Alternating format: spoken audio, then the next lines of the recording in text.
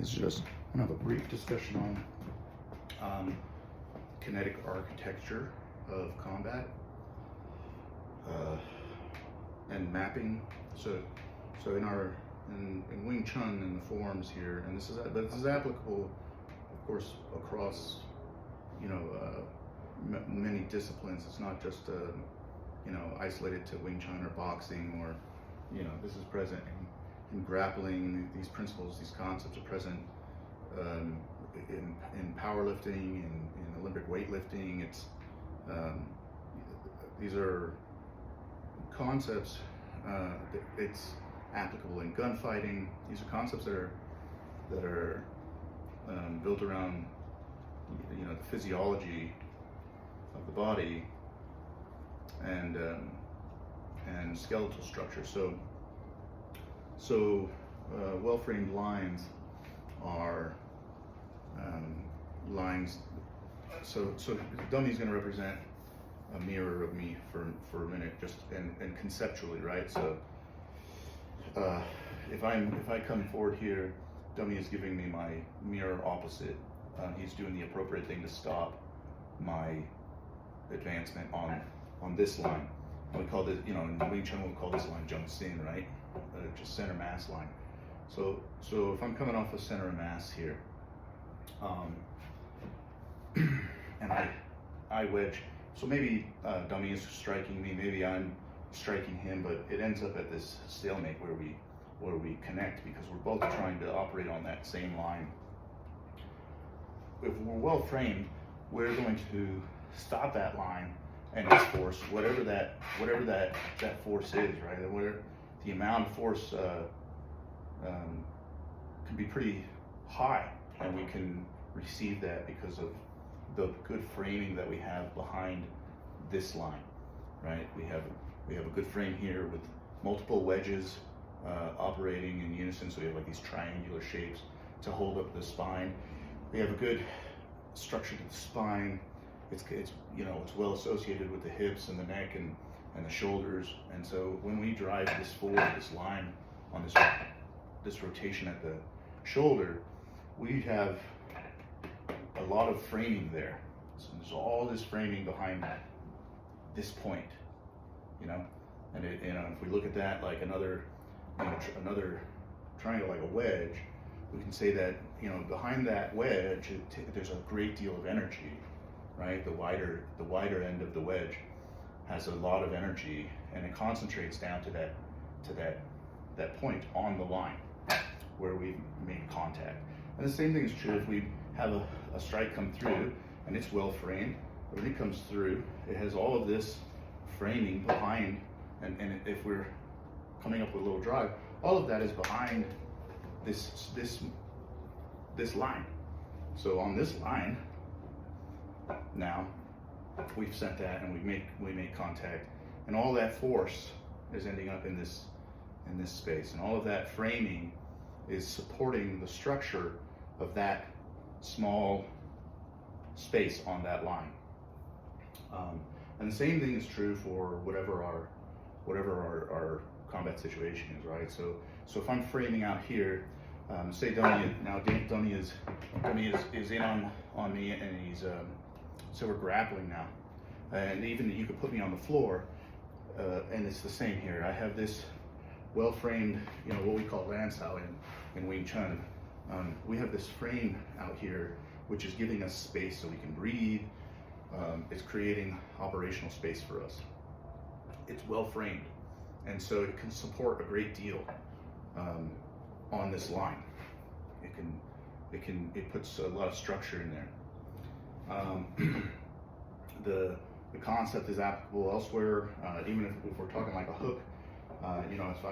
If I'm coming up here and I'm gonna drop in, I'm gonna get a little shift on this leg. Instead of doing this falling thing, I'm gonna do this shifting thing to acquire a bunch of energy to put into this line. But now my line is over here.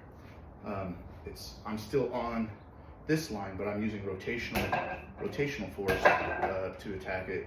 And the concept is still functional here, that I have to have a well-framed line in order to attack this center, right? So that's the idea behind that concept of having framed lines. The same thing is applicable if we're firing. We're using a rifle system, and our weapon system here is this is well framed. I want to be well framed. I don't want to have to have a lot of additional energy spent holding this up. I want to be able to be engaged here, right? Boom. And I'll have a little forward lean because I know of the kinetic energy. I know it's coming back at me, and so I know to have a little lean in on it because of this energy, and I want to be able to stay center of mass on my targets, right? So again, here it is, and it's applicable. Here. This is still applicable, and this sets us up skeletally to be well structured in a close quarter situation. If we had no ammo, if this was boxing, this translates the same way, right? Or if this turns to pugilism using your rifle, it's still the same. The concepts are still the same, and the function's still the same.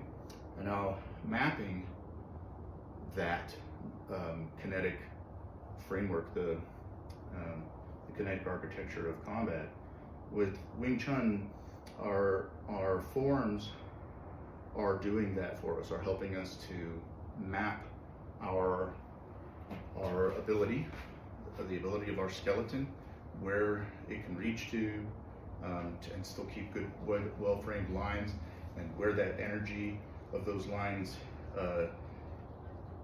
is most functional. All right, so if I'm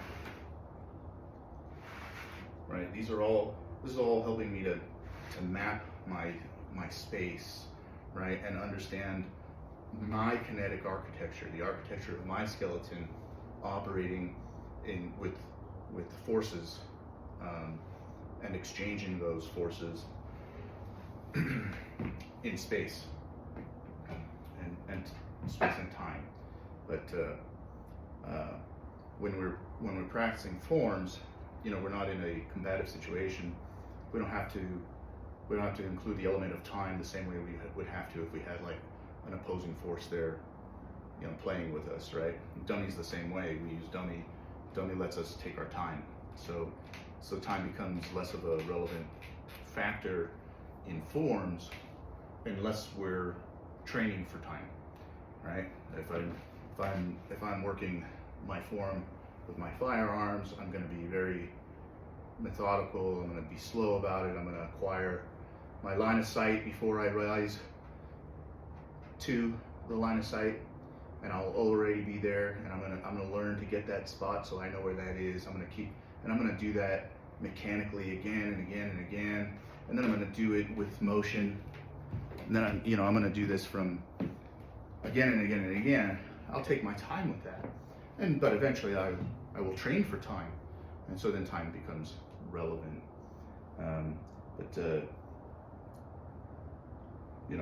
Just to rant about that a little bit, take your time with forms, because the form, whatever it is, whether we're working on our deadlift, or our riflemanship, or our boxing, or any form of our pugilism, all of that. The form is where we get to take our time and learn how our skeleton, our architecture works within space. Before we start forcing ourselves into time scenarios, we want to have good form, and that's the idea behind that. So we have lines and frames, so well-framed lines within the kinetic architecture of combat, and we have the kinetic architecture of combat as the map, and then we have form as the system by which we acquire a relationship with those things, with the kinetic architecture of combat, and that's how that works.